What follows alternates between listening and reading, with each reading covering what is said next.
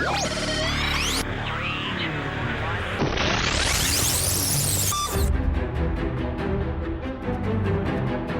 listening to The Starting Zone, a podcast about World of Warcraft and the people who play it.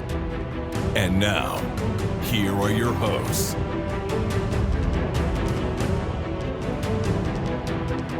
Well, hello and welcome to The Starting Zone, the podcast about World of Warcraft, people who play it. Today is September 14th, 2023, and my name is Spencer Downey. Thank you so much for listening and subscribing to the podcast. I am joined today, as always, by my co-host Jason Lucas. Jason, how are you doing this fine Thursday?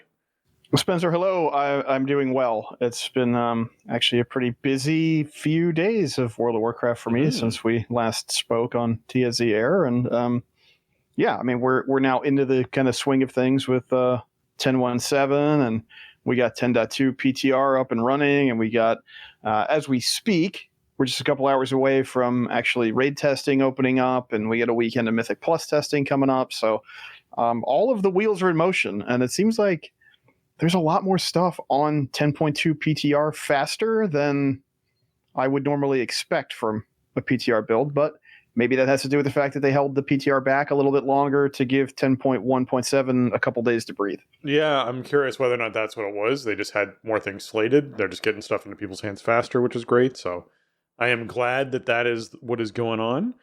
Did you, I mean, you must have gotten up to a whole bunch this past week, World of Warcraft. Do you want to talk about some of it? Yeah, well, I mean, I think last week we were talking about Time Walking Old War, right? And I mentioned like, I tried to do it years ago, and it really didn't feel too great with a small group. But maybe we'll give it a shot since the event is back. Where you can do the quest every time the event rolls around, and you get a piece of gear and maybe some cosmetics. So. We had 14 or 16 or something.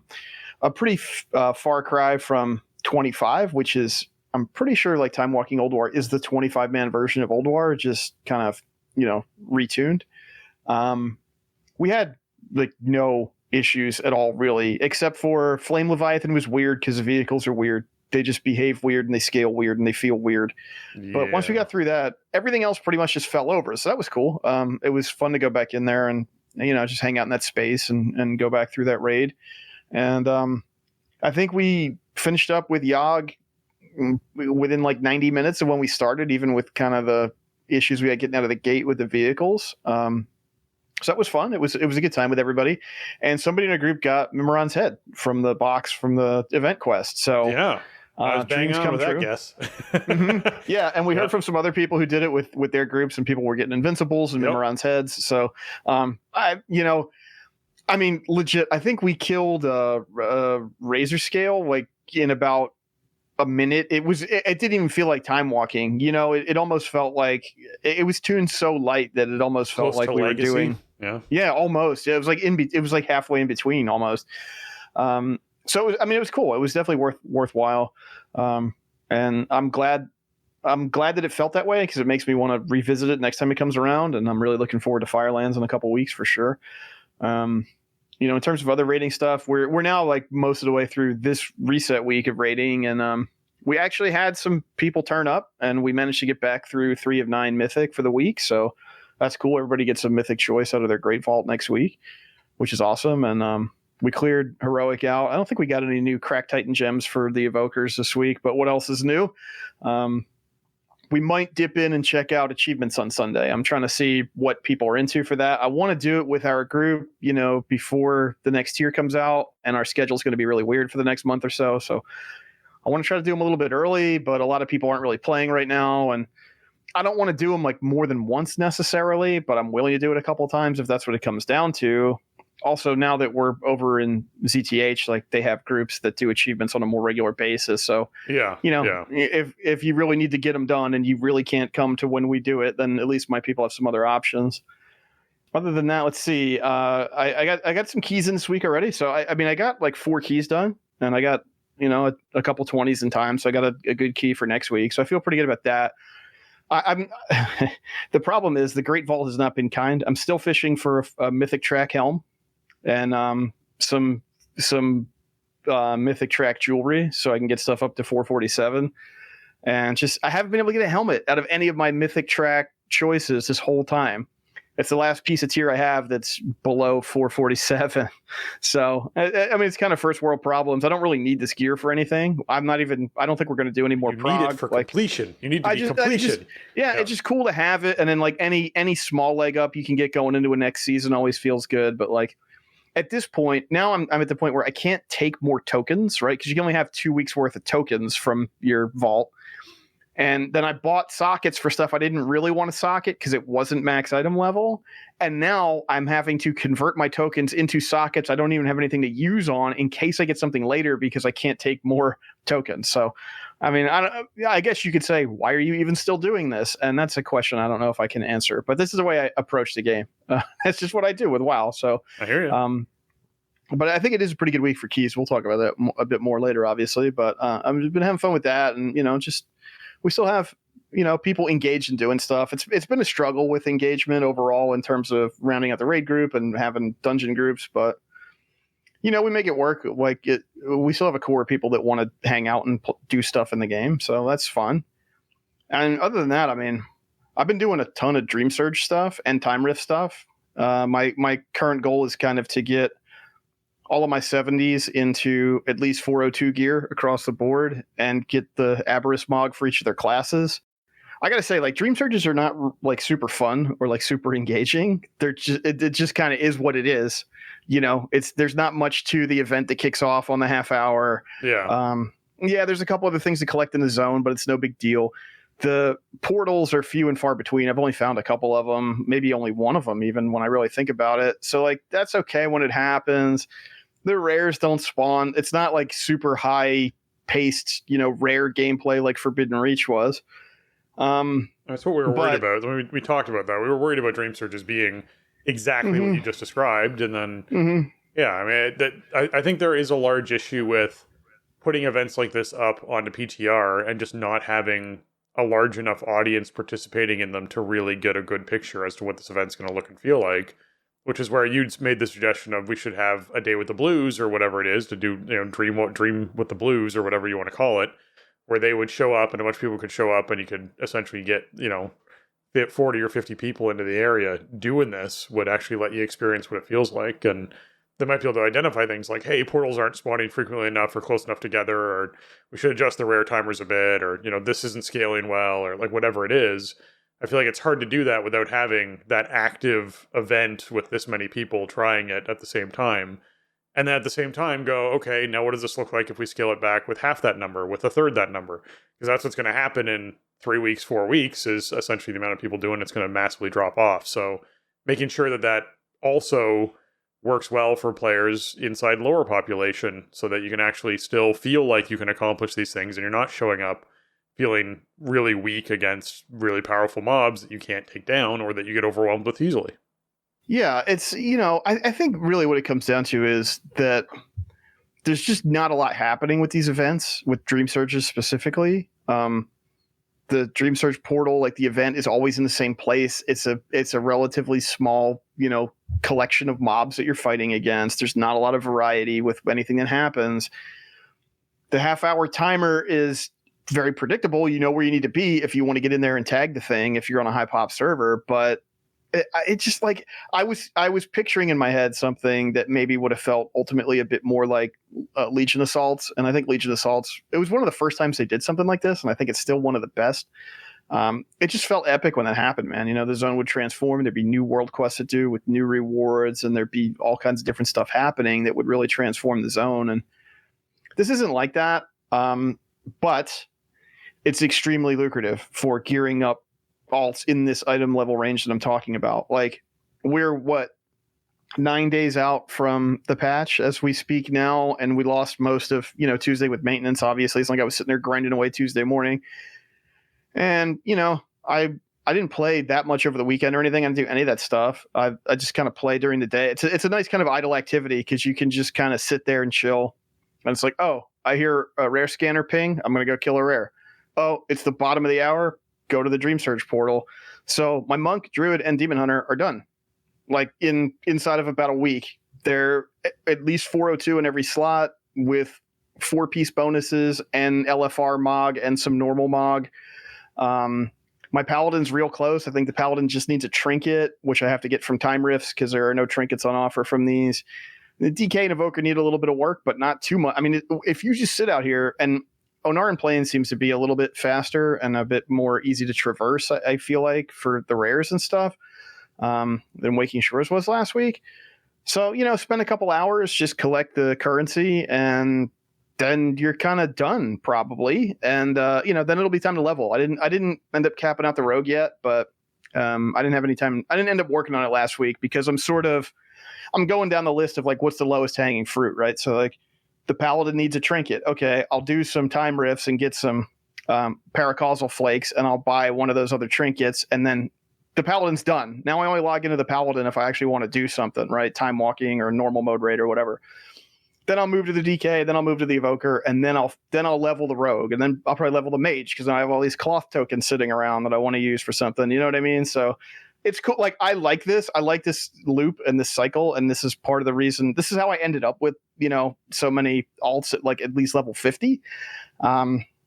It's a weird thing because I don't think the activity itself is really fun. If you have like one or two tunes that you care about and you said to me like, hey, should I do Dream Surges? I'd be like, yeah, probably don't bother. And yet I'm doing them like all day when I can, right? So I don't know. I feel like they're very rewarding for the time commitment that they ask of you.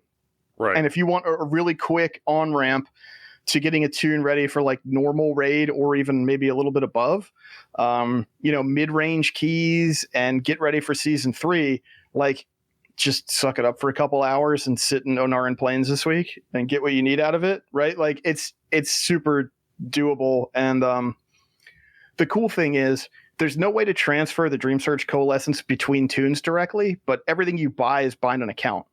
So you can play whatever tune you want to play. If you want to, like, if you have like a super, geared up tune compared to the field, and you want to use that one because you'll just be more efficient, and then take that coalescence and funnel it into the items that you want to send to the other tunes, you just play it that way. So it's pretty flexible in that regard. So it's weird. I have very mixed feelings about it. I love the result, but meanwhile, the moment to moment is, I wish it was more involved or more epic. It's just kind of there. Yeah. I hear you. Before we even jump into or move on to what's going on this week, there is actually something going on today that I want to highlight because it ends in 5 hours. So people can actually make sure they jump aboard. And if you're just listening to this episode as you're sitting down to play, you might go, I got to make sure I actually fit that in. The feat of strength for the Arcane Forges, which I believe is the Arcane Influence feat of strength, is going away at 6 p.m. Eastern, 3 p.m. What's the last event we'll run at 3 p.m. Pacific time, 6 p.m. Eastern. So be sure that you are, essentially getting out to Valdrakken. It's about participating and empowering the Forges event that takes place there. You have to be sure that you're at least touching one of those like glowing power source orbs around Valdrakken during the event and staying close enough to a forge when it's actually activated to get the feat of strength for Arcane Influence, if that's something that you're looking to do. I just wanted to be sure I covered it early so that people could get out there. Maybe there's ones that are happening earlier in the day, but the last one's running out at 3 p.m. So, just be sure, or at least until 3 p.m. is what they say. So it might be ending at 3 p.m., but just be sure that you're I think the last empowerment event is going to kick off at 6 p.m. Eastern today, 3 p.m. Pacific. So if you queued this episode up at like 5:30 Eastern, like you better just get the Valdrakken right now. This was only supposed to be for a day, and then they extended it for a couple of days, and they extended it for a couple more days. So it's cool. I wish I had known they were going to do that because I was like up at 1 o'clock in the morning. I logged on specifically at 1 a.m. to go do that so I could get the feat of strength because I have participated in a lot of this. So I wanted to, have that kind of thing to plant the flag. But it is finally getting shut off today. The last event is supposed to happen in a couple hours. So if you're listening live or if you are listening shortly after this is posted and you didn't do it and you care about the feat, then get to Valdrakken. You'll see the stuff all over your map. So it's obvious like where to go and like where the charges are, but they slow you down a lot. So you got to the best thing to do is to, work with other people and toss the thing around so you can move fast. Yeah, all you have to do is actually have touched one and then be near a forge when it activates. So you don't have to be carrying one when a forge activates or anything. Definitely hop in and participate. It does take it probably takes a good like 20 minutes or so. I mean, granted, it was late when I was doing it, but I was doing it on Storm Rage when a lot of people hadn't done it yet, and we thought it was about to expire. And it took a good 15, 20 minutes, I feel like, to get everything powered up, because the Forge needs a lot of orbs, and it takes a minute to deposit them. So, it's not like, oh, I didn't log in exactly at 6 p.m. Eastern. I lost my shot. Like, if you get in there, you have a little window to participate in the event. No. I just wanted to highlight that before we hopped into what's going on this week in World of Warcraft.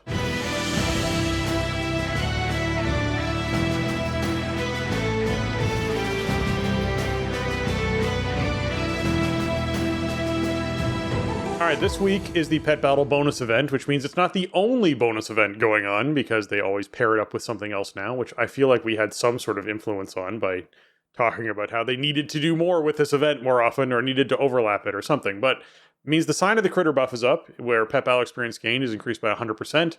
And obviously there's a quest you can pick up as well, which is for winning 5 PvP pet battles with a team of level 25 pets, which rewards a ultimate battle training stone, which instantly trains any pet to level 25. The other event happening this week is the Arena Skirmish bonus event, where honor gains from arena skirmishes is increased by 50%. There's a quest to win 10 of them, get you a bunch of conquest and honor. If you're thinking of doing arena skirmishes, certainly something that you can jump in and participate in. If you're thinking of doing pet battle stuff, obviously this is a great week to power level up some of those pets. Don't forget you can go back to a bunch of the older zones, particularly Warlords of Draenor actually has inside your garrison a little pet battle arena you can participate in and do those sorts of things. The Celestial Tournament is also a great thing to participate in inside Pandaria. Like, there's a lot of pet battle stuff you can do, so be sure you're taking advantage of that while you can during this week, if that's your jam or something that you want to explore. Yes, I'm super glad that they no longer make the Pet Battle bonus event the only thing going on for a week. We have plenty of other events in the rotation, and I mean, I'm not trying to shame people who enjoy pet battling or whatever. It's cool if you like it, and it's a very robust system and part of the game, but it's also something that a lot of players just pay zero attention to. So when like the only event is that, it feels like there is no event. So I'm glad that we've gotten to the point where it's like, okay, let's weave the pet battle in with something else as well. Yeah, and if that means that we move up things like time walking and other events that are fun events to participate in because we've overlapped some of them, great, do it more often. I'd love to see more events come around more often. Let's double up a lot of these things, because I just feel like we're getting to that point where the schedule's a little bulky, and I will say, as they keep adding more time walking versions of things in, we keep seeing that stretch a bit. So I like the overlaps. They are good things. We should probably be getting a new time walking event in the 10.2 cycle as well, I would expect. So it should be just about time for BFA time walking, as weird as that is to say. Goodness. That should be on the schedule at some point. So yeah, I mean, you don't want the time walking events to be like, 4 months, 5 months in between recurrences. So this makes sense too, because we know that there's 2 BFA dungeons inside the dungeon pool for Mythic Plus that we're coming up into. So you could have the time walking versions come out ahead of time, giving players a chance to get into time walking Waycrest and experience that before the Mythic Plus version comes out for those who are not around during the Battle for Azeroth. So yeah, I actually kind of dig that idea. I think that could be a lot of fun. I mean, we might not see it till like 10.2.5 or something, but it should be time for BFA time walking soon. And then, yeah, that just stretches out the whole event schedule even more. So that's why stuff like Pet Battle and World Quest, you got to pair it up with something else. Yeah. Aiding the Accord is a quest that you want to pick up each week. It's the one that allows you to get extra rewards for getting reputation gains with with any of the factions. And once you get up to 3,000 of that, you can turn it in and get yourself a nice big reward. There's also Fighting as its own reward, a quest to complete 5 heroic dungeons. If you complete 5 of these, it rewards a 415 eye level trophy chest, or 15 of the Shadow Flames crest fragments, as well as 250 reputation to all major factions, which is a great way to get towards your 3,000 reputation, because it's 250 towards all 5, so it's a huge chunk of that 3k if you're someone who's trying to gear up a new character. The PvP quests for the week are Arena Skirmishes, which lines up with the weekly for the Sign of the Skirmisher, so this is a great week to get a huge amount of honor just from doing the actual quests. It's also solo shuffle week, so for those people who love solo shuffle, grab that quest before you start diving into your solo shuffle, so you can get a little bonus on top of the event that you already enjoy.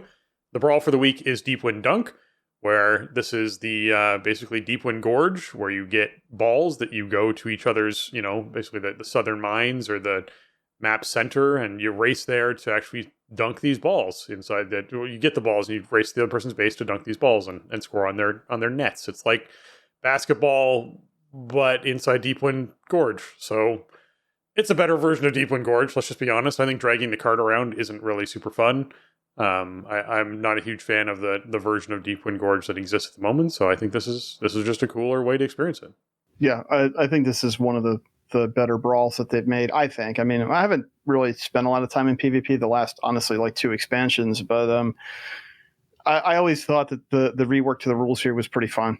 And I like the overall concept of it. I wish that a battleground, like permanent one like this sort of existed, that even if you took the basic concept of the rules and put it on a different map, I think it could be cool. So, it's a little more interesting than like Gravity Labs or something like that. Definitely more interesting than something like Gravity Labs. That is probably my least favorite of the brawls, although, it can get spicy sometimes. So, yeah. World bosses for the week. The Zakali Elders are still the big bosses down inside Zerlak Caverns. Be sure you're knocking them out for some 415 loot. And we got Liskanoth, the Future Bane, in Thaldraszus. And we will have a new world boss coming in with 10.2. So we'll get to add to that list in the coming months, which will be exciting. Mythic Plus affixes are Tyrannical, Entangling, and Bursting, where bosses have more health and deal increased damage. While in combat, Entangling Vines periodically appear and snare players, and when slain, non-boss enemies explode, causing all players to suffer damage over 4 seconds, and this effect stacks. This is actually kind of a good Tyrannical week. I wouldn't say it's a great Tyrannical week, but it's pretty good Tyrannical week. Entangling can trip you up on some bosses. Remember that, your freedom effects, your shapeshifting effects, anything that gets you out of, that slow is something that can break those entangling roots. You don't necessarily have to run away from where you got rooted to try and snap them, which can trip you up a bit on the Tyrannical bosses. But outside of that, bursting is just a non-factor for bosses, which is wonderful. So you are going to tear through trash, but you also have to be careful tearing through trash on a non-fortified bursting week because you can get a lot of bursting stacks. So just pay attention to where bursting's at. It is a dispellable effect. You can get rid of bursting with mass dispel, things like that. It is something that players can, save cooldowns for and help out with. In general, though, you just want to be a little careful when it comes to bursting, because you're going to have a really fun week ripping through these dungeons, going through all the trash and then hitting a boss and only having to deal with entangling. Yeah, I mean, I think this is a really good week. This is a much better week than we've had recently. Entangling is the best new affix that they've made, in my opinion. It's not afflicted or incorporeal, where something is popping up in the fight, like in the field of play all the time, that you have to react to in a very specific way. If you had to DPS down the roots, that would be worse. Yeah, something like that. It would make it bad. But if you have a snare breaker, it breaks entangling. If you move 8 yards, it breaks entangling. The paladins are really nice to have in your hip pocket for entangling week, because they can freedom themselves, and they have the talent where if they cast a blessing on another player, it also casts on them, so they can just freedom the tank and themselves at the same time every time entangling comes out. Well, a lot of counterplay options that are not obnoxious to play against, not to the point of afflicted, for example, right? Everybody can move 8 yards, even if it sucks to have to move 8 yards at that exact moment in time. Not everybody can do anything about an afflicted. So I think entangling is a little bit better in that regard. And bursting, doesn't happen on bosses, which is fantastic. The problem is, you are going to want to set up some big pulls this week, because you want to save time in hallways. And so you got to be careful. We're doing a lot of damage these days, as we get to the top end of gear for the season, and people are pretty comfortable with, their overall state of combat, the state of these dungeons. And, you pull 10, 12 mobs at the beginning of Freehold or something. And, you got to be careful. You don't want to have high stacks of bursting. You don't want to add on a stack of bursting every fourth second, right? You got to let it tick off here and there. But overall, it's not too bad. I mean, I did 4 keys this week, and one of them we were kind of badly behind the timer on. Which one was that? I don't remember off the top of my head. And then I had a Vortex Pinnacle that I would have had in time, but I skipped something I shouldn't have skipped. My route was bad, and we didn't have time to recover from it. So, overall, Neltharis. We had some oopsies on the last boss in Neltharis, and the timer in there is tight, and if you don't execute on the last boss, if you kill yourself picking up the trinket that you need to pop the boss's shield with, then you're not going to make the timer probably. So, Tyrannical Week has that layer of boss execution, but we know these bosses pretty well by now if you've been playing consistently throughout the season. So I think the edge on that starts coming down a little bit. Overall, I would much rather see this combo than anything we had the last couple of weeks. So if you're still pushing for something out of the Mythic Plus system or, rating related, this is a good week to grab Tyrannical rating. I think this is one of the better combos we see on live. Yeah, agreed. The Secrets of Azeroth have also wrapped up. All the clues are now out there for folks to go out and find and participate. They actually released some videos online about just saying, hey, we really enjoyed doing this experience. We actually have a group of developers whose job it is to create continuing content that's sort of in these bite-sized morsels like Secrets of Azeroth, and got to hear from some of them, which was neat to hear. So this is something that they want to continue doing and exploring with more content. So we should see more things like this sort of popping up throughout the world over the next few patches, which I think will be a lot of fun for folks to check out and experience. Did you end up finishing up your secrets, Jason? I actually haven't. I'm 2 days behind, so I don't have my alpaca yet. But I'll probably do it I was going to do it today, but I didn't have time, and I don't know if I will. And I don't know if I'll have time tomorrow. But I've actually really enjoyed this whole thing. I think the rollout was really cool. It was a nice sort of combo of like old school kind of questing where they just sort of give you something to nibble on and some directions. And it's like, here, go figure this out with, some new tech and some kind of neat tricks they could do with different items they give you and how they sort of interact with the world. So I think it's really fun. And now that it's all out, like there's no more like time pressure or anything. The only thing that will be going away permanently is the feat of strength we were talking about earlier, which at the end of the day, how much does that really matter? I don't know. Like actually building the forge isn't that much fun, to be honest with you. But it is cool to get the feat. It's a milestone that you were here at the time. Yeah. Yeah, right. The mount that you get from the forge will be available, on a, as far as we know, permanent basis. This quest chain will be in for good now, and the associated rewards will be available. So, you're not, if you haven't started it, you're not missing anything. Now you can just kind of absorb the whole thing at once if you want to, which is kind of a cool way that it all turned out. It gave, people an opportunity to sort of interact with a wider community as stuff was rolling out. They were posting stuff on social media, and it's like, oh, actually this is a clue to go here. And then there's a cache here or something. The mount pieces, like they gave creators an opportunity to like see a clue and then distribute it to, their audiences. I mean, we don't really do a lot of live programming around here, so we couldn't really participate. We can't show you a picture on the podcast and go, oh, this is where you have to go for today's secret. Like that doesn't work. So we saw them, but our format didn't really allow us to do anything with it. But I think that was another cool way that they sort of incorporated stuff into this overall event. So, it's all there now. If you haven't done any of it, just go to the inn in Valdrakken and do it, because I think it's cool, and you'll be glad you did it. And the only thing I would say is I did not drive myself up the wall trying to figure out stuff I couldn't figure out. I sort of gave myself a time limit, and it's like, if I am getting nowhere and this isn't fun anymore, I'm just going to Wowhead and going to the next step. Yeah. You know what I mean? Like I gave it a shot. I couldn't figure out what they were telling me to do, and now I need help. And so that's just kind of the way I went with it. I think it's a good way to go. I think a lot of people probably ended up doing the same. It's a neat thing to be able to participate in. I just like when they add in these non-milestone content update-based chunks of content for people to experience. So we saw it back in Legion, where they started sort of putting in these sort of interesting quest chains just along the way, not attached to any large major update.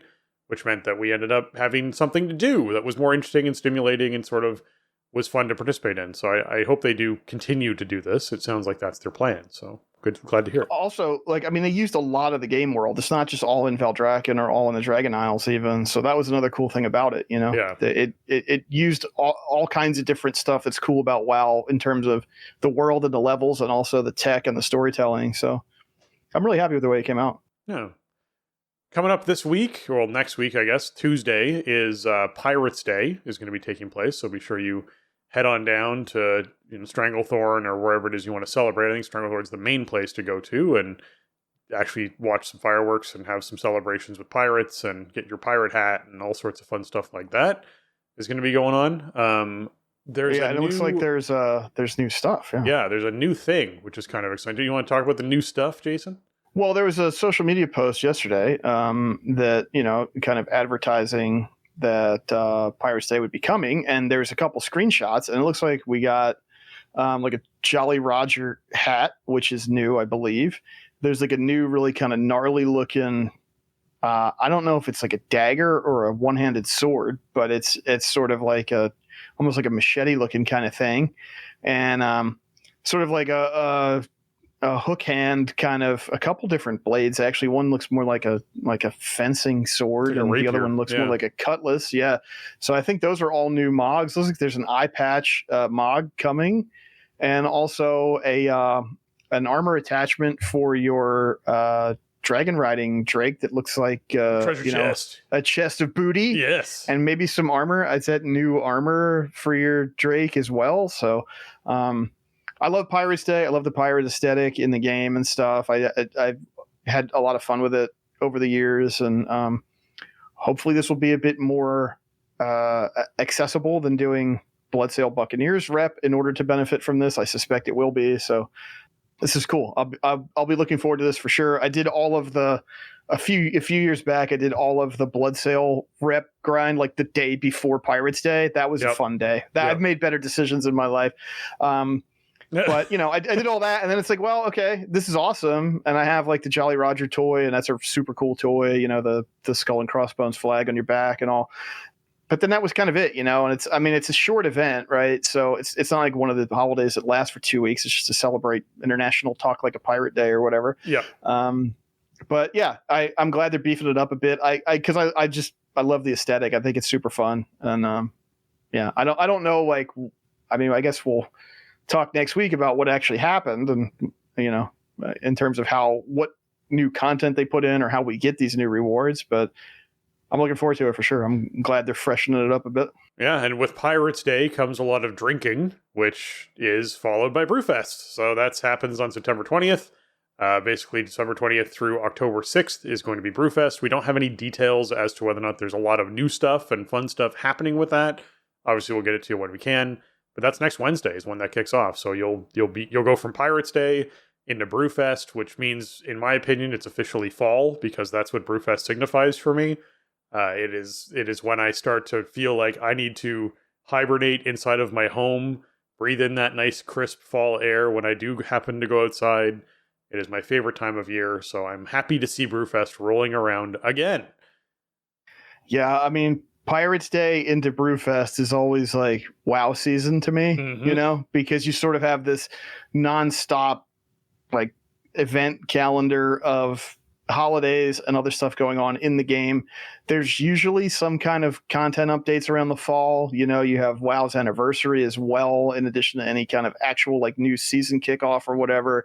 BlizzCon season, all that stuff straight through the new year, and Pirates Day is sort of like the opening sort of day for that, and then it's straight into Brewfest. And we know there's a big holiday rework for this this year coming up, and Brewfest is kind of always it's sort of the first holiday of the year when you think about the cycle, not in terms of the calendar, but in terms of like when stuff gets refreshed. It always seems to start with Brewfest, so we know there's going to be a bunch of new rewards from Brewfest.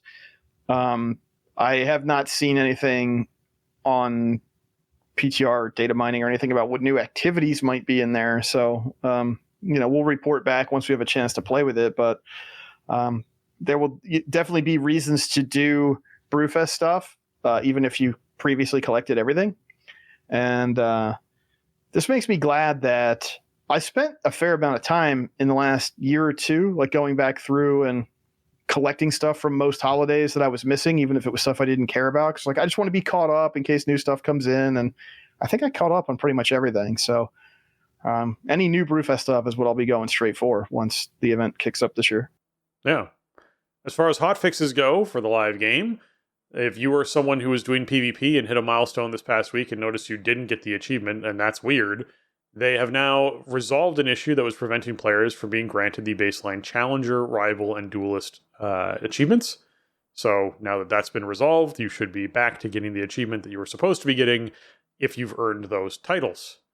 As far as dragon riding goes, the Loam Roam Reverse Challenge Silver Medal should again be rewarded correctly. If you're someone who's been irritated trying to get that and couldn't be able to get it, that's also been solved, which is good. PvP players should be taking note that the Seranus' Mystic Sheen effectiveness has been reduced by 70% in PvP, so clearly something that needed a fairly dramatic change based off of player feedback, dev feedback, stuff devs noticed. They're making lore a little bit easier to get.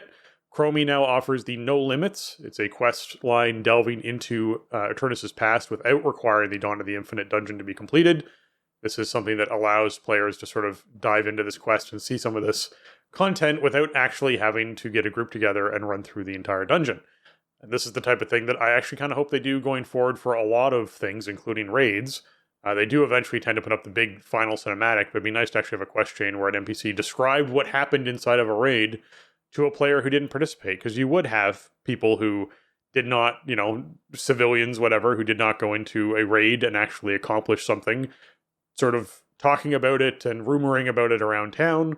I think it would make sense to have this happen, 3 weeks, 4 weeks after a raid's been completed, where you start putting in these sorts of breadcrumb things for players who have not or don't have an interest in participating in the raid, but want to know what took place, want to know what happened in there, who got killed, who betrayed who chose to imprison someone, whatever it is, would be nice things to just get out there as information from the game itself. And I think rumors around town would be a cool way to do it. So I like seeing this because it might be potentially the cusp of something a lot cooler going on for players who are interested in the story, but aren't necessarily interested in getting together and doing large, difficult, or large, LFR-based group content. Yeah, it was a little weird to me that this initially required you to complete the dungeon, just because, the story of Dawn of the Infinite is obviously tied in very closely to the Bronze Dragonflight, the Infinite Dragonflight, and sort of the future of where these two entities go and all of that. And the No Limits quest line, it delves, into that as this is sort of a maybe pointing towards a new status quo for the Bronzes and the Infinites. But I don't really feel like they're so, intertwined that like you can't do the No Limits line with Chromie and get something out of it without having done the dungeon. So I think it was the right call. It's not like there's not that much of a natural progression there for me. So obviously, I did Dawn of the Infinite on my main in Mythic 0 when it came out in July. So I didn't know that this was even a thing, but they fixed it pretty quick. It was only that way for maybe a couple days.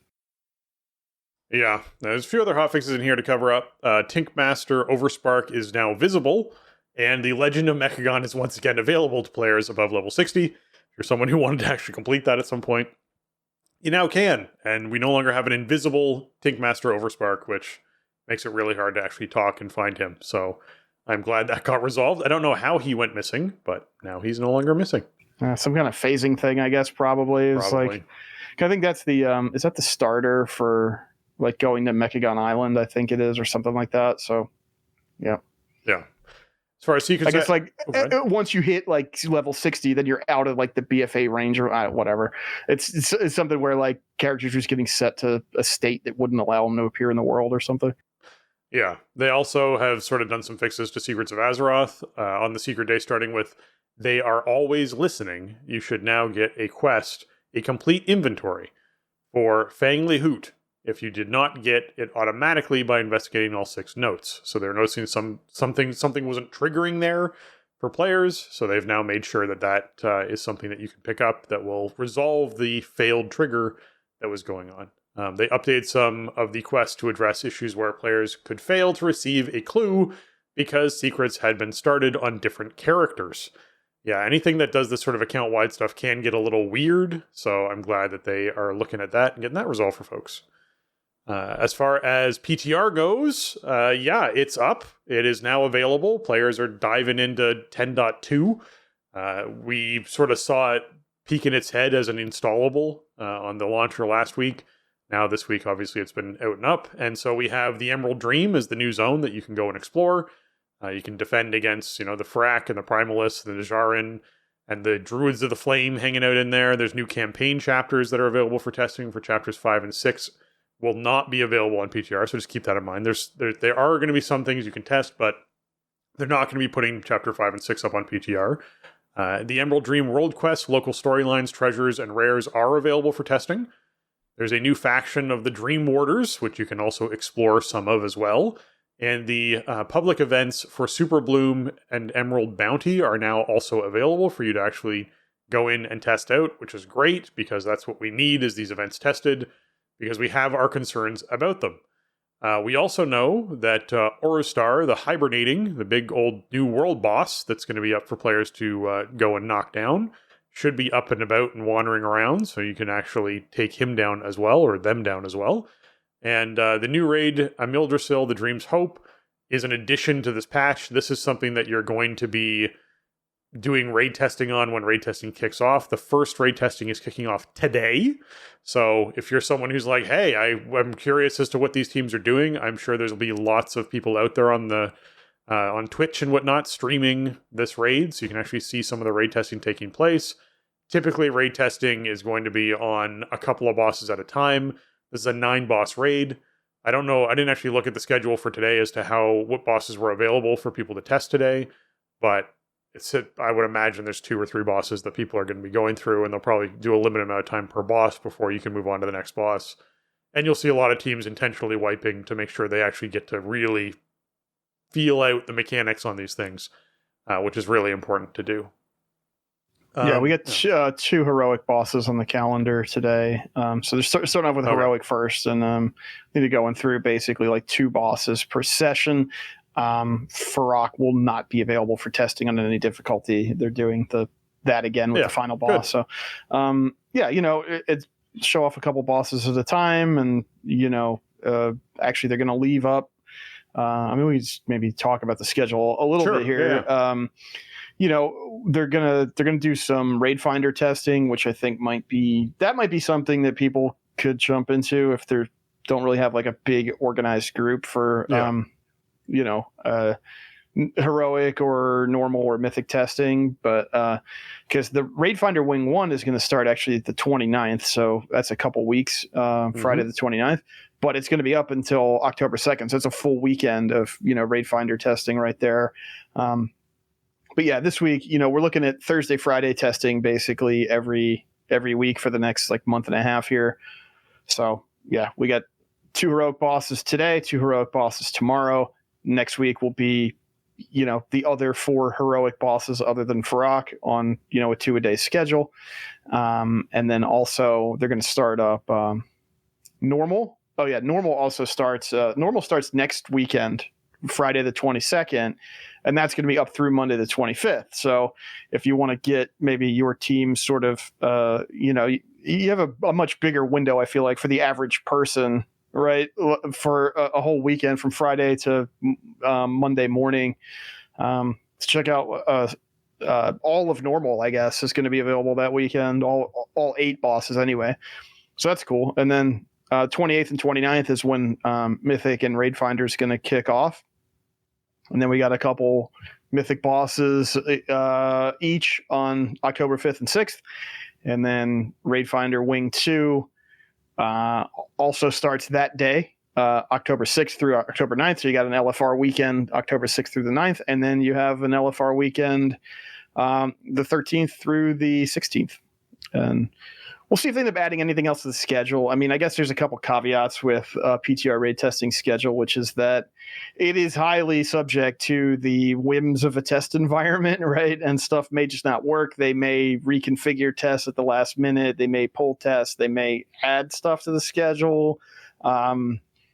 It's volatile. This is why they run PTRs, and they want to get like some kind of feel for how people are going to react to a boss, but they also don't want anybody to get like good at a boss either. So, that's why they have these kind of limited windows for the upper difficulties and everything like that. So, but it will be cool. I hope I get a chance to tune in and see if anybody that I follow is streaming some raid testing, because I just want to see what the environments look like and stuff, basically. Just kind of check the raid out. I mean, I think like this patch is so on the mark for me for like what I like about WoW in terms of the fantasy itself. This is the whole Night Elf thing with the Emerald Dream and a New World Tree and all that. So I just mostly want to see what the environments and the boss arenas look like, what the spell effects in there look like and stuff. And I'll worry about the finer details later. But yeah, it's cool. It's kicking off already. I mean, I normally once we get a PTR for a new version patch like this, and then we're waiting for a season roll, it's usually a couple weeks. This has been like a week, and it's time for raid testing already. So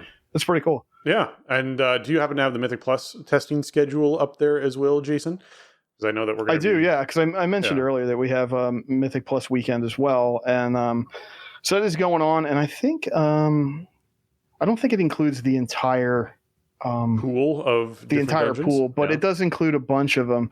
And I don't know if they say how many weekends they're planning on doing, but there is definitely Mythic Plus testing this weekend. It starts today and it runs through Monday. So we have a nice couple days here to check it out. It's going to include 6 dungeons. So Galakron's Fall and Murzon's Rise, which are the 2 split off wings of Dawn of the Infinite. Waycrest Manor, and they said they updated the doors in Waycrest Manor. I don't know what that means at the moment, but hopefully that means that the doors are the same all the time, or maybe they just don't even exist. How about that? And then Atal Dazar is going to be testable, Darkheart Thicket, and Blackrock Hold. Mm-hmm. So all of your favorites from Legion and BFA are on there, in addition to the Dawn of the Infinite. And what you have to do, it's a little weird if you've never done this before, but I do recommend, if you have a chance, like testing out Mythic Plus can be really fun. You have to go to, there's a Keystone Vendor NPC in Valdrakken, and then there's a Dungeon Teleporter NPC that will get you to the dungeon quickly so you can test it. You have to like buy a Keystone from the Keystone Vendor, and then you have to buy the affixes that you put on it, and then you have to create the Keystone with the affixes that you have, and then you make the Keystone that you then teleport to, and then with the teleportation NPC, and then you put it in the font in the Keystone Dungeon. So I don't think we have any info yet on what rotation is going to be like or anything. Or even, I wouldn't say that whatever affixes are available today are going to be some kind of hard confirmation of what affixes even exist when season 3 starts, right? Early PTR testing. Yeah.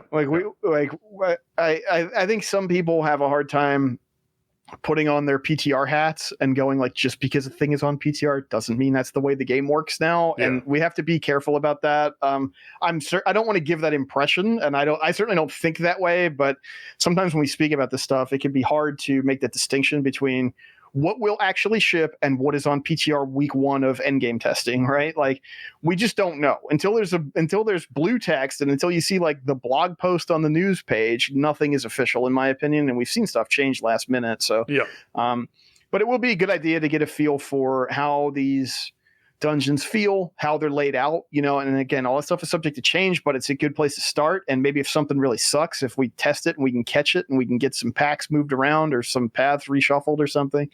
Also, you can go get your sets, right? Sets are Darren's there. So you can go get your new set and try it out in a dungeon. That's pretty cool. Yep. Those are all good reasons to hop in there this weekend if you can grab some friends and check it out.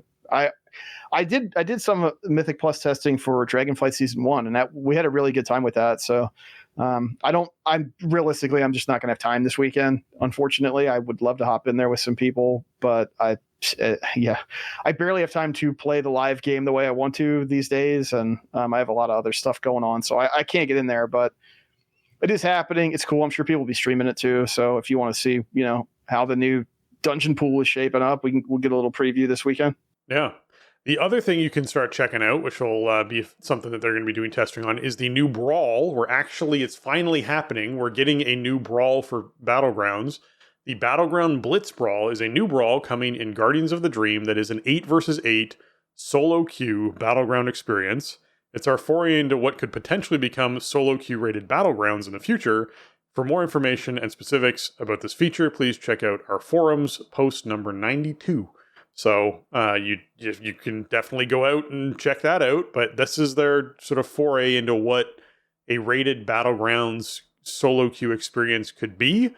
I think Brawls are made to do exactly this as far as testing goes.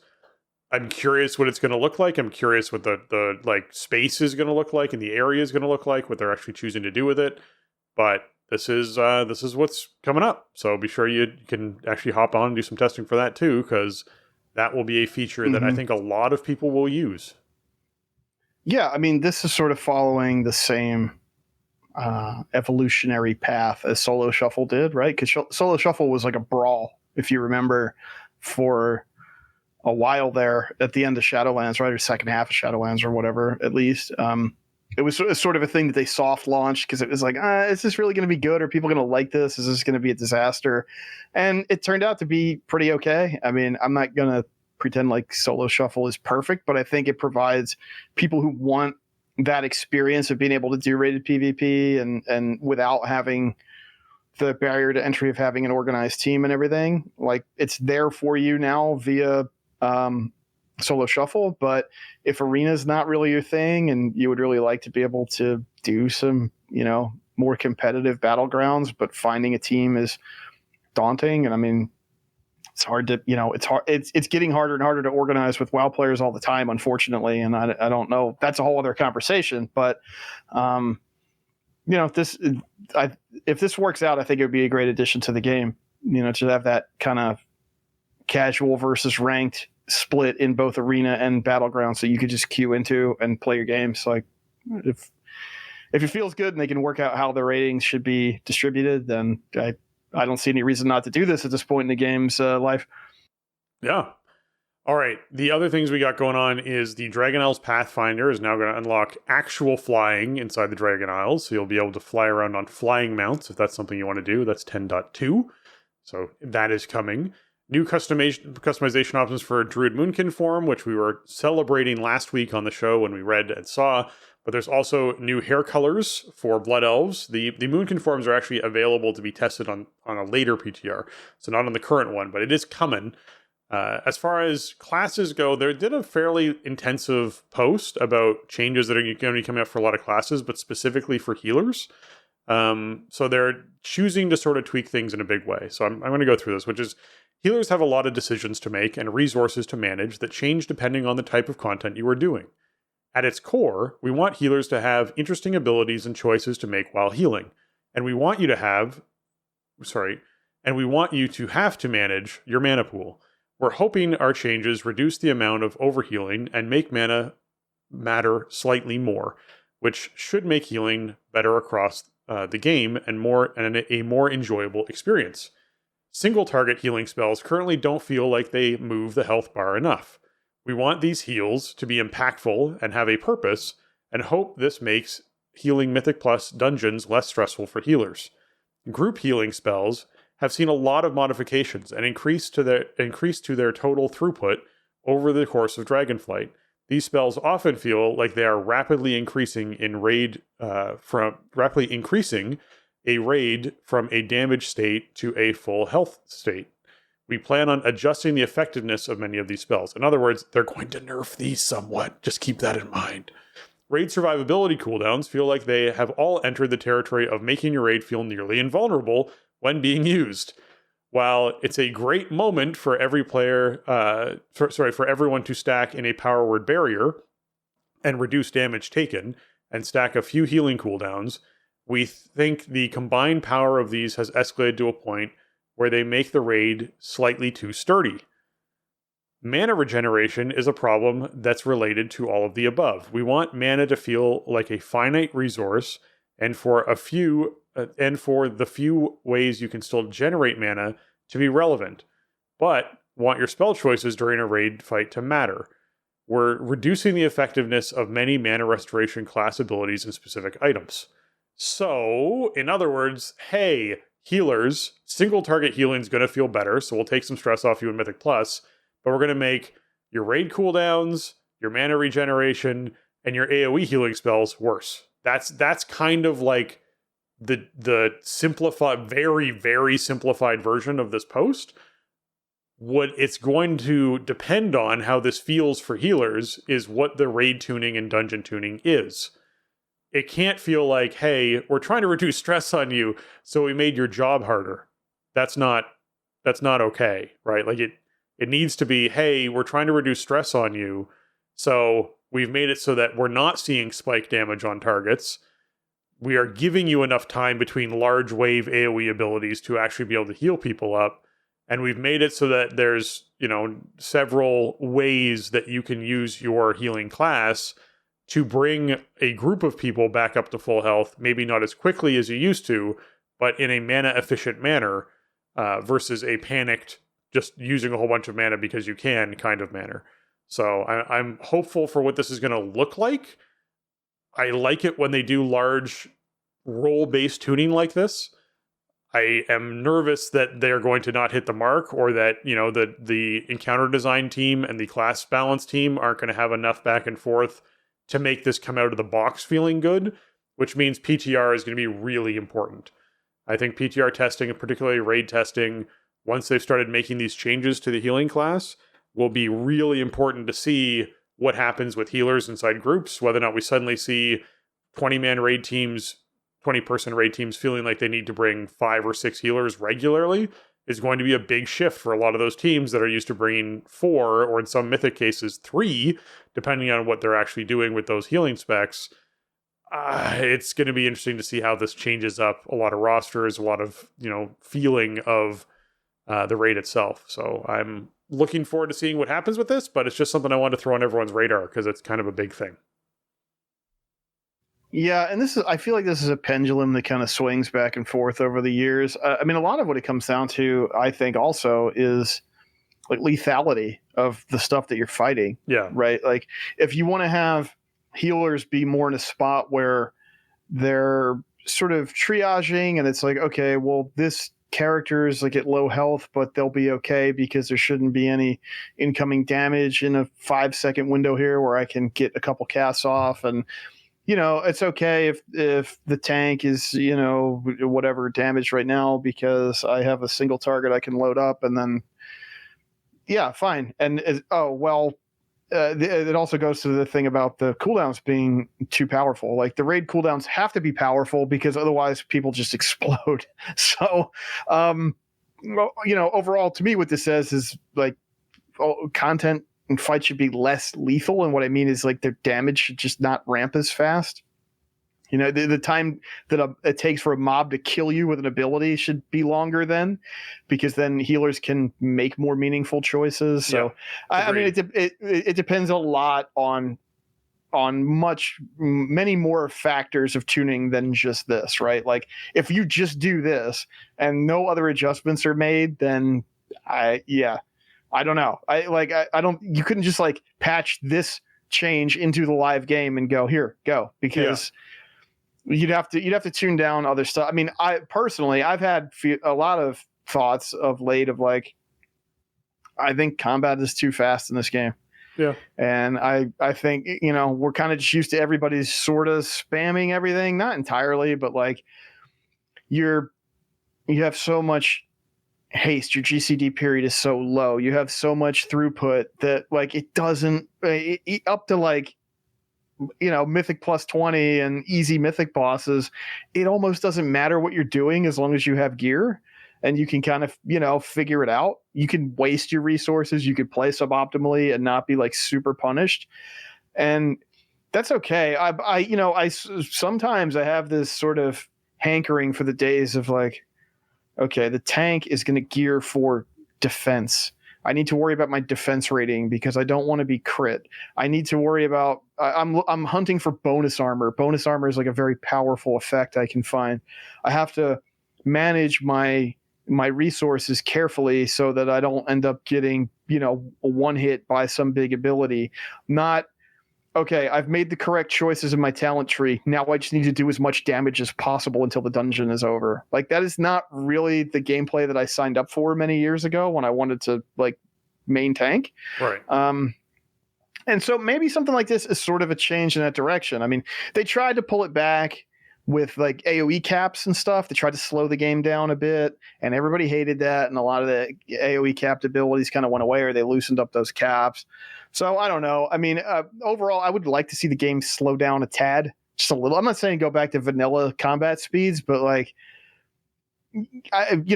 part of the conversation here is if the devs don't want group healing being able to rapidly increase a raid from a damage state to a full health state, and they don't want raid cooldowns to make your raid feel invulnerable, then there needs to be some middle ground in the way the encounters work and the way combat works between full health and dead. It's like you might as well just have three. In a lot of cases, you might as well just have 3 points on the health bar in the modern game, which is 100%, 50% are dead. You're at one of those three states at any time, right? And if they can maybe slow things down a bit, make it a little bit more granular, then I think you have space for like healers to actually make these meaningful choices that they're talking about, to make mana mean more in the overall process because you're making an informed choice about how you're spending that mana. You have time to react to things. Your raid cooldowns help you survive a mechanic, but it's not, it's not like the difference between, okay, the mechanic doesn't exist with the raid cooldown, and without the raid cooldown you all die, right? Like we just need a little bit more granularity there if they want to make these other changes.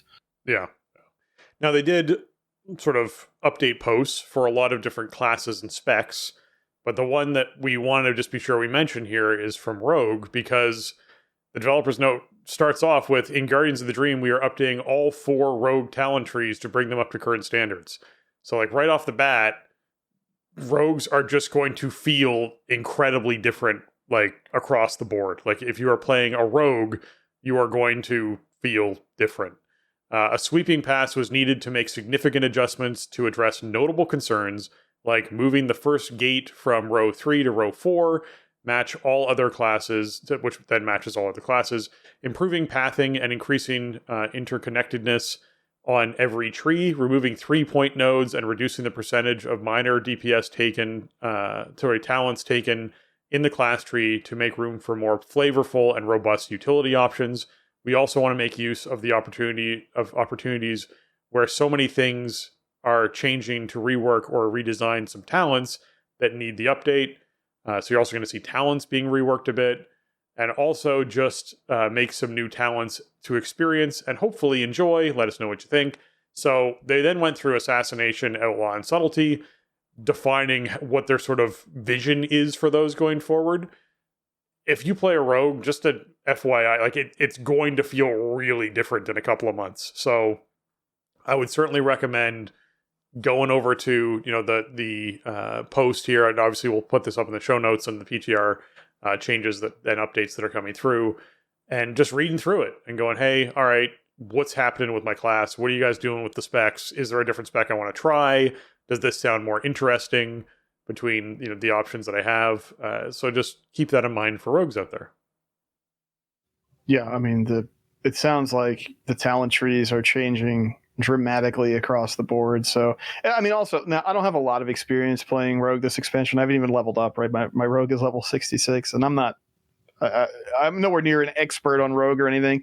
I do play with people who are Rogue mains for life. They don't main anything else regardless. And I mean, they've been performing pretty well, but they all seem pretty unhappy with the state of their class. And I'm not really sure I don't know what they would need to feel good about the state of their class. I mean, Rogue, I feel like, has been one of the, most steady kind of classes in the game in terms of its niche and like what it does and what it brings in combat over the years. But, overall, like, it does, going through like what the developers notes say about Rogue, it sounds like there was stuff in the class and spec trees that really don't exist for any other classes. in terms of, Yeah. where the breakpoints are, 3-point nodes, the way stuff connects to each other, the sort of thresholds you have to meet. There's also another piece that I wanted to mention about this, which is, a lot of the changes that they're making involve talents going back to baseline abilities. And I thought when we first saw, what Dragonflight talent trees were going to look like, I thought it was a little weird that so many abilities were becoming talents, and that's, the baked in stuff for classes was really, I think they really took it down to the bone. Yeah. Maybe that was the only way to go, right? To see where you had to kind of get to like square one to figure out like, okay, what is the class and what is a talent choice? But, when it comes to stuff like grappling hook and stuff being a talent for outlaw, like that, the whole point of, that to me, that's like one of the signature abilities for outlaw, that stuff should be baseline. So, I mean, I think those are good changes. And I mean, I guess the smart thing with the class rework in Dragonflight is it gives them so much flexibility, right? It's just a framework really, and they can do whatever they want with it inside of that. And spells can move in between the realms of being baseline and being talents or whatever. They can move between class and spec talents in that realm. They can do whatever they want with them without, having to completely start over. In the older days, if it was like, well, this talent is like overwhelmingly popular, like 99% of players just use this talent. Let's make it baseline. Okay. Well, then you have to design a new talent, and then you have to make it comparable to the other talents on its row. Mm-hmm. And then you have the overall question of like, how does this fit in the wider framework of the game with other classes level 45 talent row or whatever? I mean, you still have some of those concerns with this, but I feel like it's a lot lighter. You could do something like, okay, well, we're going to make this a baseline ability, and then we'll add we'll turn something that used to be a 1-point node into a 2-point node, and you get an extra 3% on this ability or whatever. And does that throw off the overall combat matrix across all 13 classes? Not very much. So I think it gives them more flexibility to play around with it. And we've seen in like every patch, pretty much, they've been willing to really go deep with a particular class or spec and make a lot of changes, and except Warrior. And I think it's Rogue's turn. I don't feel like Warrior really needs it. I think Warrior might have been one of the big success stories of the overall, class and spec tree rework. I think Warrior came out great to begin with. Even early on in alpha, beta, I was like, wow, they did some smart stuff here. There's some really cool abilities and choices. And I get the impression that Rogue players haven't felt like that for the last year plus. So it was probably time. I mean, I don't know. I'm glad they're doing it. I mean, we've had this conversation a lot of like, are there too many class changes in Dragonflight? Do they change classes and specs too frequently? Are the changes too sweeping? Is it too much for players? I don't know. I mean, I think there is a layer of that, but also rogues have been crying out for attention for a year now, and so I think when you have, players of a particular class that feel like they need the attention, then there isn't a situation where you can give them too much attention in a patch, right? Like they're going to welcome those changes, and overall, I think the WoW player base is so mature, so veteran. I mean, there are new players and stuff, but like a lot of us have been playing the game for a long time. We've been playing a tune or a class or a sort of small sort of collection of classes for a long time, and you sort of get used to the rhythm. You sort of know how to evaluate changes. You know where resources are, where you can learn to do what you need to do. So I don't know. I'm glad that they've kept their finger on the pulse with it, and like, can they make every change that every player wants on the timeline that the player wants it? Absolutely not. It's just not possible. But if they weren't making any changes, or they weren't making ambitious enough changes, that would be a bigger concern to me than doing something like this. I also found it interesting that this post spoke to the freedom that the class designers had for doing talent trees. Because Rogue ended up with such a unique, disparate from other talent trees that are out there for other classes, it meant that basically rogues were being designed a very different way, or at least with different considerations in mind when that talent tree was put together. I think it makes sense to harmonize those talent trees in the sense of in the same areas of those talent trees or mobile abilities or those sorts of, like, to me, that just makes sense because it allows players to move from class to class and try other classes and have a general idea of, oh yeah, like halfway down the tree on the left side, that's where that mobility area tends to live, or that's where my survival area tends to live, or whatever it is, I think is a good way to do it. So if they are starting to harmonize these a bit more, that's great. So I'm glad to see that happening as well.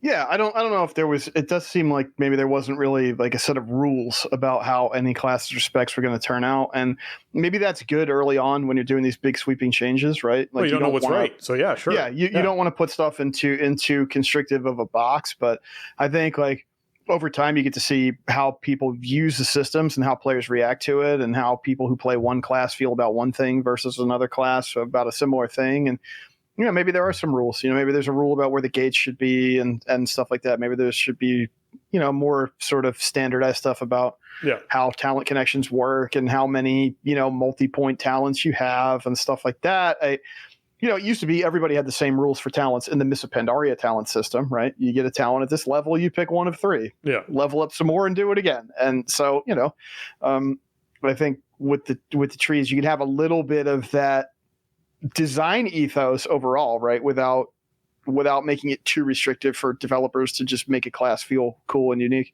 Yeah. All right. We're also seeing some dragon riding skills come in for you to test. The swift skimming, which is amazing, where ground skimming can now occur. So you get that benefit while affected by Thrill of the Skies, which initially, obviously, when they introduced ground skimming, they said the two of them can't overlap. Now we're going to start seeing Swift Ground Skimming passive come in, which lets you actually overlap these. So you'll get all the vigor back, which will be amazing. So certainly that's really a big bonus there. Wind's Respite, where after activating Aerial Halt, experience a brief moment of weightlessness as the effects of gravity are reduced for 4 seconds. I'm imagining this is a way for players to hit Aerial Halt, dismount, and have slow fall for 4 seconds. That's what I imagine this being. So you can actually kind of throw yourself towards something. I have a feeling this needs to be on your Drake, not on your character, though. It might be. I don't know. I'm really curious. It seems more like a way to just sort of have even more of like a hover effect while dragon riding, dynamic flying, whatever. Like, so if you're trying to land on something very specific, or you're waiting, an extra second for something to happen. Really guide yourself to a peak or something. That's a neat idea. Yeah, I would like that as well. Of hitting it, going, hey, you know what? I'm trying to get that explorer's flag I haven't gotten yet on this exacting point on top of a mountain. So I hit Aerial Halt and I can literally have no gravity and just like guide myself to that exact point for 4 seconds. That would be nice. I would appreciate that too. Second Wind, it's an ability where you activate it. It has 3 charges and a 3-minute recharge, and it instantly generates 1 vigor. So you can just hit it and get a vigor back. This is starting to make a little bit more sense when we talked about seeing those races where you don't regain vigor anymore. I feel like something like Second Wind is the way of gaining those 3 charges of vigor that you can essentially use during the race at precise times to be able to complete the races where you are not passively generating vigor as you travel through them anymore. So I think that's a skill coming in that explains that a little better, which I think is good. We obviously are going to see new dragon riding races in Emerald Dream. We're going to have the new mount, the Flourishing Whimsy Drake. There's going to be the new Grotto Nether Drake appearances to collect, which I'm Netherwing Drake appearances to collect, which I'm super excited for because I really like the Netherwings. They've always been a cool thing back when I was collecting their eggs to help them get reputation to be able to max that out back in the day. They did say too that there would be a new. This wasn't in the notes, but I saw it on social media or somewhere that there will be a new way to obtain the Grotto Netherwing. Because remember, it was a trading post reward for July, June. I can't remember already, but that was the way that you got it. So if you missed that month, then you don't have this. So new appearances don't do much for you, except now you'll be able to get it via an additional method that I don't know about yet. But yeah, so if you missed out on that and you're like, oh man, I wish I could use that. It's cool looking and I would like new appearances. You will be able to take advantage of that when the patch comes out too. So that's cool. The Whimsy Drake seems like fun too. Get that Fey Dragon kind of, vibe in, very appropriate for Emerald Dream. And it's been a really nice addition to the game in terms of stuff to collect and sort of a more chill thing to do. I mean, some of the races aren't really chill, but they don't have, you're just doing it by yourself. You're trying to do better than you did before if you want to get the achievements done or whatever. Yeah. And we've seen ongoing support for it. That was another thing we talked about early on in the expansion was like, is this going to be something that gets supported and added onto throughout the expansion? And if so, then that will be a huge boon to players. And if not, then it seems like a missed opportunity. And I think it's fair to say they've added a lot more to dragon riding than I even expected that they might or could at the outset of the expansion. And we're obviously not even done yet. So this is cool. Especially the thing with being able to double up on ground skimming and thrill of the skies, that seems really good. And depending on, I mean, second wind is a 3-minute recharge, but sometimes you're just in that spot where you're like, man, if I just had one more vigor, then I could start a chain of thrill of the skies that I would be able to regen all my vigor and just fly and go where I need to go. And sometimes you can't do that, and you just have to sit there and wait. So that'll be nice. It's not going to be available to you all the time, but sometimes you just need that extra one vigor, man, and you'll be able to get it. Yeah. They've also gone through and added, obviously, you talked about tier sets being something that you could try out. This case, it's Trinketor is also there, where you can actually buy all of the trinkets for the new raid and test those out as well, and give people feedback on the trinkets and weapons. Additional trinkets and weapons are going to be added in the future, but you can actually try out the class sets as well on the sets Zatoran. But Trinketor is someone you should check out as well to get the cool trinkets for things and test them out and see what's going on with them. The Incandescent Essence. This is players will begin a quest line to acquire a reusable helm enchantment shortly after entering the raid and can expect to acquire it in their second month of raiding. This powerful item grants players a different effect based on their current role and is not consumed on use. It's also disabled in PvP, so you're not worried about that. The quest progression is capped on a weekly basis and will be accelerated 5 weeks after the season begins to allow players to catch up easily if they miss the start of the season.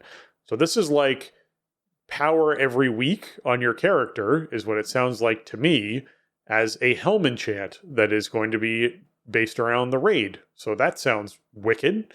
Glad to hear this coming in. Yeah, I like that. Some little payoff for doing a thing every week. We've seen that before in a lot of different methods. Usually like, kill the raid boss, and then you get +3 to this thing every week up to a cap or whatever. Yeah, the trinkets, the corruption resistance you could get at the end of BFA.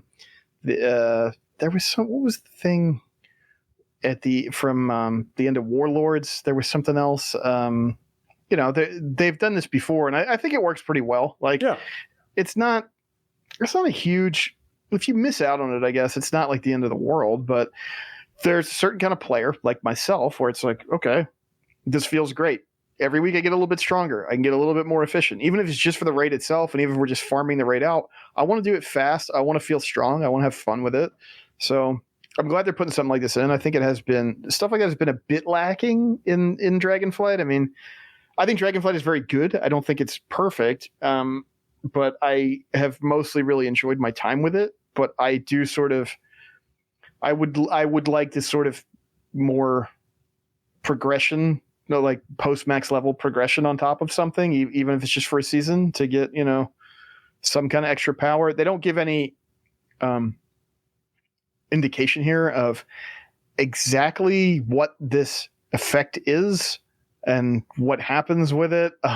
But I don't know. I guess you can do the quest line on PTR. I don't know if that means you get the item or if we can test it yet, but it's in there somewhere. Yep.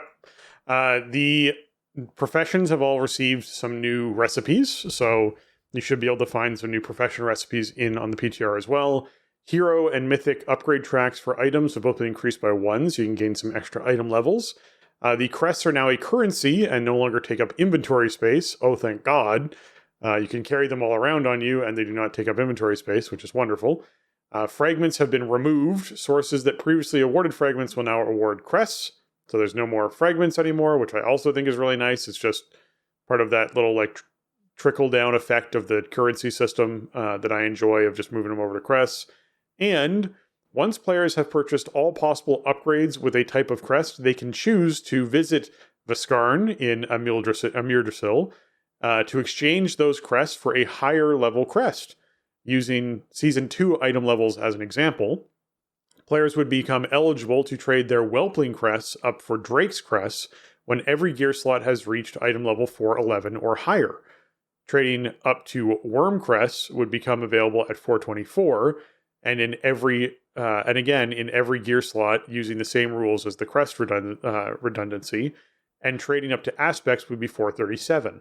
So it'll be one of those actually kind of cool systems where you don't have a bunch of really old currency that you're exchanging for, something that you don't really care about. At least in this case, you're able to exchange it up and up and up until you have essentially aspects that you're able to actually work on as far as your item level goes. So I like this a lot more as a progression track. I think this really rewards players for hitting those item level milestones and being able to then exchange their crests upwards and push their item level even higher, helping them get towards those aspects crests even easier. So great change coming in. Really excited for this. This is going to be really fun for players. Yeah, I mean, there's more stuff to talk about than we really have in blue text at the moment, so I don't want to get into it too much. But yeah, the whole item level sort of distribution sounds like it's changing kind of significantly going from Season 2 to Season 3. The gap from Season 2 to Season 3 is going to be bigger than we've become accustomed to lately, which I think in part is because the upgrade system has ended up being so powerful in Season 2.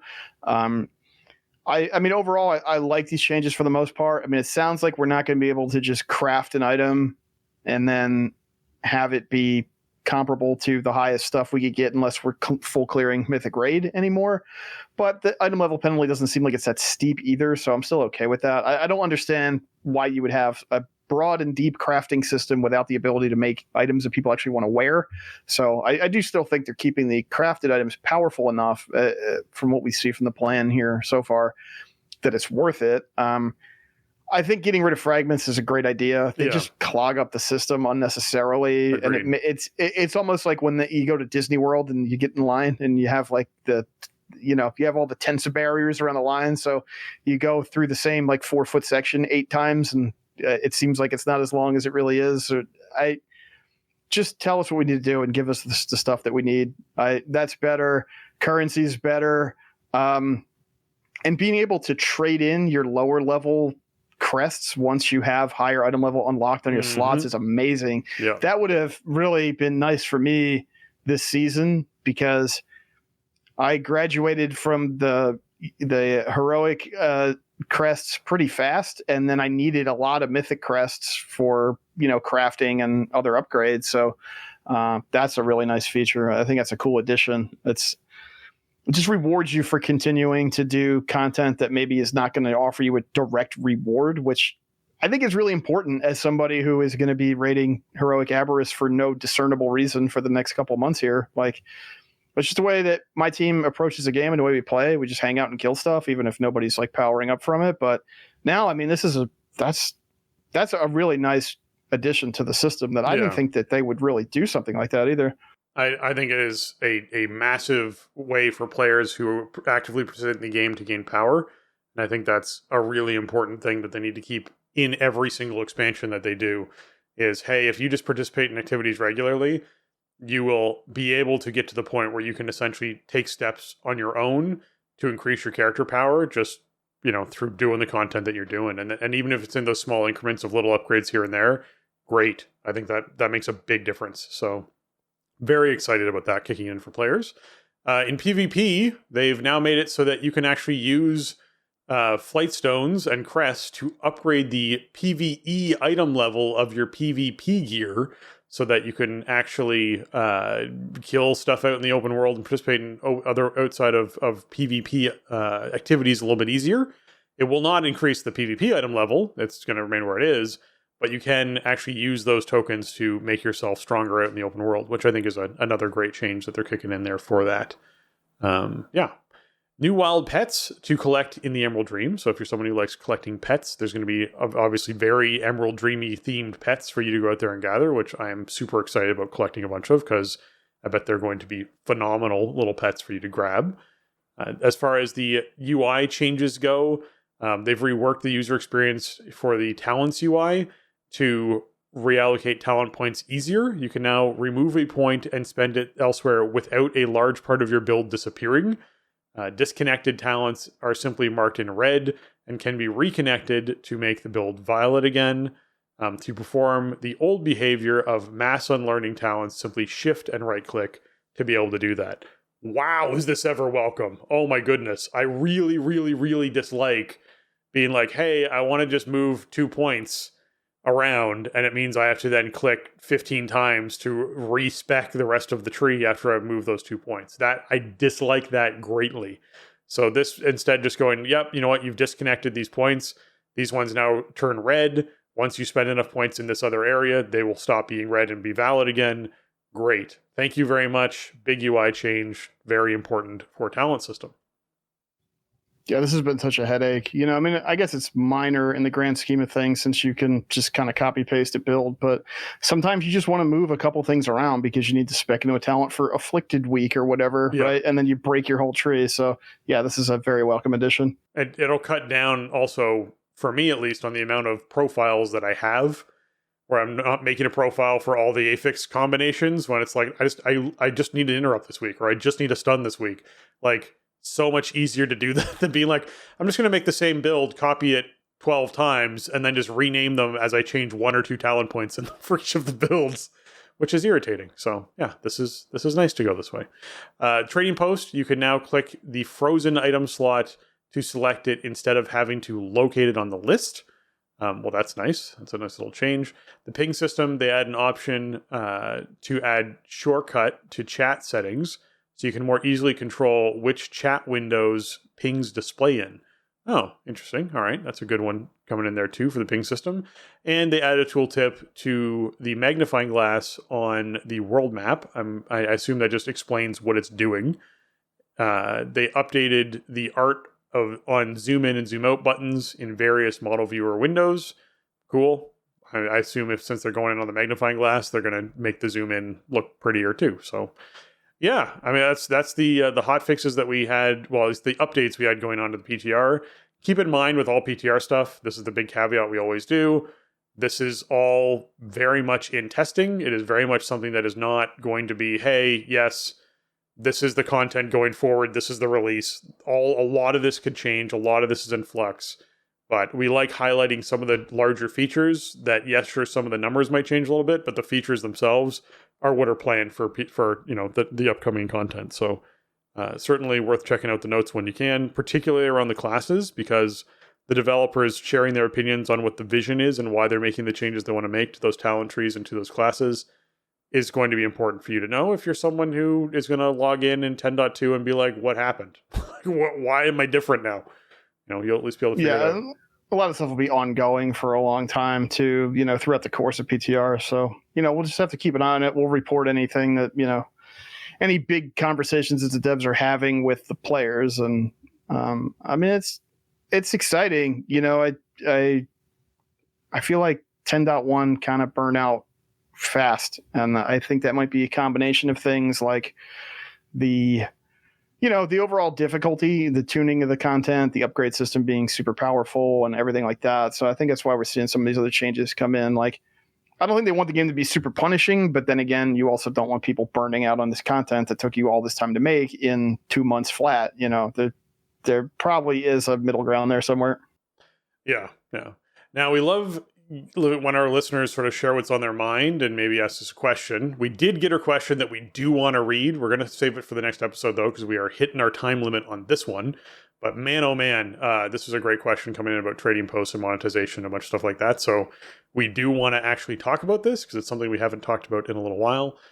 So that'll be on a coming up episode. So look forward to that. I want to give a big shout out and thank you to all of our patrons. They contribute a ton to our show and help us create the content that we love to make so much and love to make for you all. So I want to mention there's no new patrons this week, but obviously our Patreon is live over on patreon.com/thestartingzone.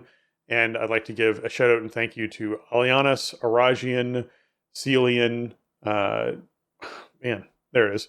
Butter, James, Kapawi, Max, Shorl, and Vespin. I want to be sure I got all those names right. And my window popped up and it made me sad. Anyways, thank you so much to everyone who supports the show. And I want to be sure that we got those shout outs in there. Absolutely, patrons. Thank you so much. We appreciate all your support. And we've been doing this for a really long time, and you guys have been with us for a very long time, and it helps us, keep the show coming. We get some more cool stuff coming your way this fall, and looking forward to, pretty soon we're going to be talking about the future of the game in a big way. I don't know what to expect at BlizzCon, but you got to figure there's going to be a new expansion, probably new classic stuff you'd expect, and maybe some stuff that we really wouldn't even expect. So patrons are the reason why we can do the show as consistently as we've been able to over the years. So thank you all for contributing. Yeah. Another great way to support the show is to head on over to your iTunes, your Apple Podcasts, and leave us a 5-star review. They really help out the show, and we love reading them here. This one comes in from Beat from Denmark. Beat EU from Denmark says they've maxed out their podcast profession. So I assume it's reference to Jason maxing out his blacksmithing recently. Not just the best Warcraft podcast, and I've sampled them all. This stands head and shoulders above all the others. Extremely professional and insightful. The hosts strike the perfect balance on topic range and pace of show. Whilst I obtain a lot of my Warcraft information from YouTube, websites, etc., I still listen religiously as Jason and Spencer give alternative views on game topics I hadn't considered. Also, very refreshing that they aren't afraid to speak their minds and go against popular content creator narrative. Sincere thanks. Guys, keep up the great work. Beat Twisting Nether EU. I hope I'm saying it right, because it could be bait if it's, E with an accent aigu. So we'll have to see. Anyways, feel free to hop in our Discord. Let us know if I said that right or wrong, or write us in. I'm cool with that too. I like getting people's names right, so that's the thing. But thank you so much for the 5-star. It means a lot. I'm really glad that we are helping out your knowledge around World of Warcraft, and that you are such a consistent listener. It means a lot to us to have you support us, not only in listening, but in leaving us the 5-star. Thank you. Absolutely. Thanks for taking the time writing in. Great to hear from you. And it's always cool to get reviews from around the world, from places outside of North America. It's amazing. So thank you so much for taking the time, and glad that, the show is helping you out. It's always good to hear. That's why we approach it the way we do, and to hear that it pays off for somebody is always really nice. So thank you. Yeah, that's going to wrap up episode 596 of The Starting Zone. If you want to check out show notes for this episode or leave us a comment on the show, head on over to thestartingzone.com, the official website for the Starting Zone podcast. If you want to contact the show and leave us your feedback or ask a question, you can email us at thestartingzone@gmail.com, or reach out to us on Twitter at thestartingzone, or thestartingzone.com/Discord if you want to hop into our Discord channel. We do have some swag over at TeePublic. That's teepublic.com/stores/thestartingzone. We got shirts, mugs, stickers, that kind of fun stuff if you're looking to hop in and pick up some of the swag. And Jason, where can folks find you on the internet? Best place to find me is over on Twitter. You can find me over there at Shieldwald. You can also find me streaming sometimes on twitch.tv/Shieldwald, and maybe youtube.com/Shieldwald. It kind of depends. I actually was able to get some decent internet service this week, so I did a couple raid streams. That was really fun. But today my internet hasn't been acting up. It's been acting up a bit, so I don't know. It's an ongoing, never-ending battle. So the video channels are over there. I don't know how active they're going to be in this window of time, but come check those out and say hi over on Twitter. I'm not going to call it the other thing. If you're trying to find me, you can find me on Twitter at Spencer_Downey, or over on Twitch at twitch.tv/SpencerHD. And I have a YouTube channel at youtube.com/@SpencerHD. If you want to go over and send a subscribe there, it'd be appreciated. And with that, for Jason and myself, we want to say thanks for listening, and jobs done.